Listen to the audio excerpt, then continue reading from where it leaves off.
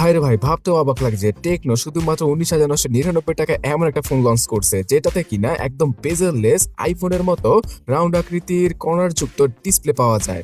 আর এই ডিসপ্লেটা দেখে বোঝারই উপায় নেই যে এটা একটা 50,000 টাকা দামের স্মার্টফোন নাকি 20,000 টাকা দামের স্মার্টফোন। তার উপর দিয়ে ফোনের পেছনের ডিজাইন পুরোপুরি করা হয়েছে স্যামসাং এর S25 স্মার্টফোনটাকে অনুসরণ করে। মানে সিম্পলের মধ্যে গর্জিয়াস একটা ডিজাইন পেছনে আছে। তার উপর দিয়ে এই ফোনটার থিকনেস শুধুমাত্র 6.7 মিলিমিটার। মানে এত পাতলা আর সুন্দর দেখতে একটা স্মার্টফোন টেকনো এত অল্প বাজেটের মধ্যে বাজারে নিয়ে এসেছে। এবং এই ফোনটাতে গেম খেলেও মজা পাওয়া যাবে, তাছাড়া টুকটাক ক্যামেরাগত দিক দিয়ে এই ফোনটা ভালোই হবে। তো আর কি কি স্পেশাল থাকছে ফোনটির মধ্যে সবকিছু সম্পর্কে জানতে লাইক সাবস্ক্রাইব করে দেখতেই থাকুন।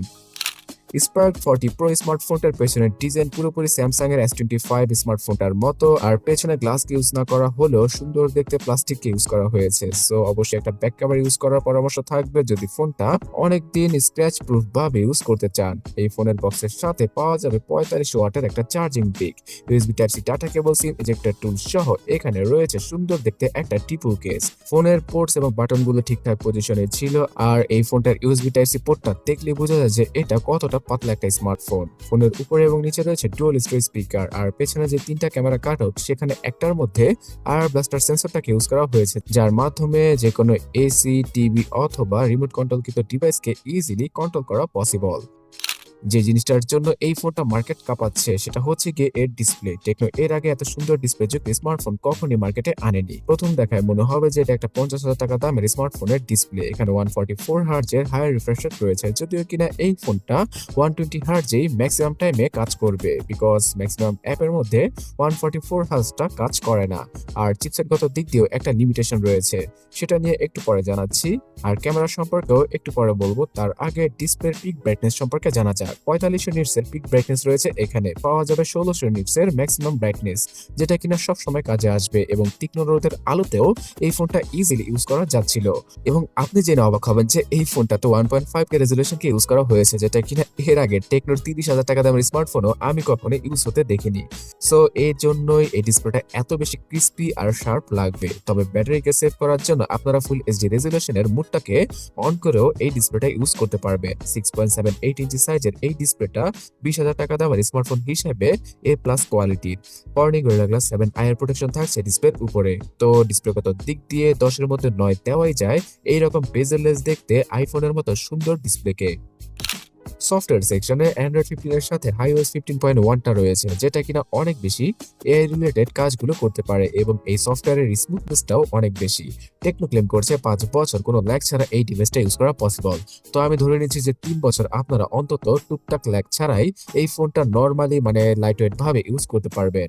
তার পাশাপাশি সফটওয়্যারে যেহেতু এআই রয়েছে, তাই ফটো এডিটিং, ক্যামেরার পিকচার কোয়ালিটি ইনহ্যান্স করা সহ বিভিন্ন ধরনের ডকুমেন্ট লেখার জন্য এই ফোনটা অনেক বেশি কার্যকর এবং টেকনোর নিজস্ব ভয়েস অ্যাসিস্ট্যান্টও রয়েছে। তবে হ্যাঁ, অ্যাডস এবং ব্লোটার কখনোই আমাদের পেছনে ছাড়বে না। তো এটার মধ্যে সেগুলো রয়েছে যেগুলোকে রিমুভ করে ফেললে ফোন চালিয়ে শান্তি পাওয়া possible.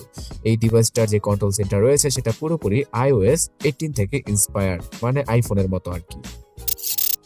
MediaTek Helio G100 আলটিমেটকে use করা হয়েছে, আর এই চিপসেটটা টেকনো ইনফিনিক্স এর 17,000 থেকে শুরু করে 32,000 টাকা দামের ডিভাইসে ইউজ করা হয়। মানে মিডিয়াটেক G99, G100, G200 এই সকল চিপসেটের ফোনগুলি আমরা 20 থেকে 30 কি 32,000 টাকায় পেয়ে থাকি। সো এখানেও তার ব্যতিক্রম পাওয়া যাচ্ছে না। একটা 5G চিপসেটকে ইউজ করলে মোটেও মন্দ হতো না, বিকজ এই চিপসেটটা অনেক পুরনো, মানে বারবার রিব্র্যান্ডিং করে অথবা নতুন নামে মিডিয়াটেক লঞ্চ করছে এই চিপসেটটাকে। আর টেকনো, ইনফিনিক্স সহ xiaomiর মতো ব্র্যান্ডগুলো এই চিপসেটের ফোন উক্ত বাজেটে আনছে। চিপসেটটা মোটামুটি খারাপ নয়, তবে কিছুটা হলেও দুর্বল। 20,000 টাকা দামের আনঅফিশিয়াল ফোন থেকে এটার তুলনায় আরো ভালো পারফরমেন্স পাওয়া যায়। উদাহরণ দিতে গেলে আন্তত বেঞ্চমার্কে এই চিপসেটটা 4.5 লক্ষের আশেপাশে টেনে স্কোর করতে পারে।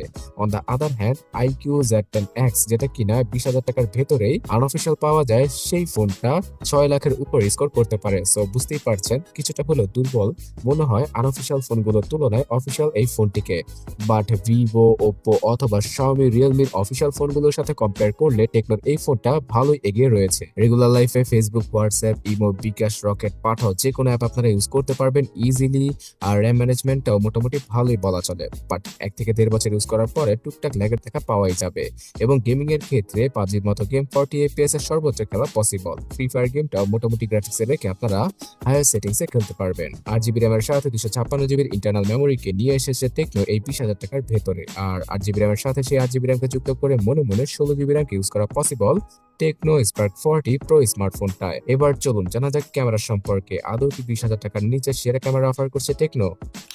পেছনে 50 মেগাপিক্সেলের মেন শুটারটা রয়েছে, তার পাশাপাশি অক্সিলারি লেন্স পাওয়া যাবে। সো এখান থেকে মোটামুটি মানে একদম এভারেজ কোয়ালিটির পিকচার তোলা পসিবল ডে লাইটে, লো লাইটে মানে রাতের আলোতে যখন কিনা লাইট অনেকটা কমে যাবে তখন ফোনটার পিকচার কোয়ালিটি অনেকটাই নেমে যায়, মানে অনেক বেশি নয়েজ পাওয়া যায়। তার উপর দিয়ে ফ্রন্টে শুধুমাত্র 13 মেগাপিক্সেলের সেলফি রয়েছে, আর ফ্রন্ট ক্যামেরার সাথেই রয়েছে এলইডি ফ্ল্যাশ লাইট। সো এখানে 16 মেগাপিক্সেলের সেলফিকে ইউজ করলে আমি কোনো রকম কমপ্লেন করতামই না। বাট আমার মনে হয় ডিসপ্লের উপরে এবং ডিজাইনগত দিক দিয়ে অনেক বেশি ফোকাস করেছে টেকনো। তার উপর দিয়ে হেলিও G100 এর মতো চিপসেট তারা মনে হয় যে 20,000 টাকার নিচে এই প্রথমবারের মতো নিয়ে এসেছে। সো এগুলোকে হ্যান্ডেল করতে গিয়ে ক্যামেরা সেকশনে কিছুটা হলেও উদাসীন মনে হয়েছে টেকনোকে আমার। মানে ক্যামেরাটা আর কিছুটা বেটার হতে পারতো বাজেট অনুযায়ী। সিকিউরিটি সেকশনে ফোনটার ডিসপ্লের মাঝখানে রয়েছে আন্ডার ডিসপ্লে ফিঙ্গারপ্রিন্ট স্ক্যানার আর টুকটাক বেশ কিছু সেন্সর পাওয়া যাবে। NFC সেন্সর, তবে সেটা বাংলাদেশের রিজনে মনে হয় না যে কাজ করে। 5200 mAh এর ব্যাটারি, তার সাথে 45 ওয়াটের চার্জিং স্পিড, এইরকম টেকনোলজি নিয়েই আসে টেকনো স্পার্ক 40 প্রো স্মার্টফোনটি।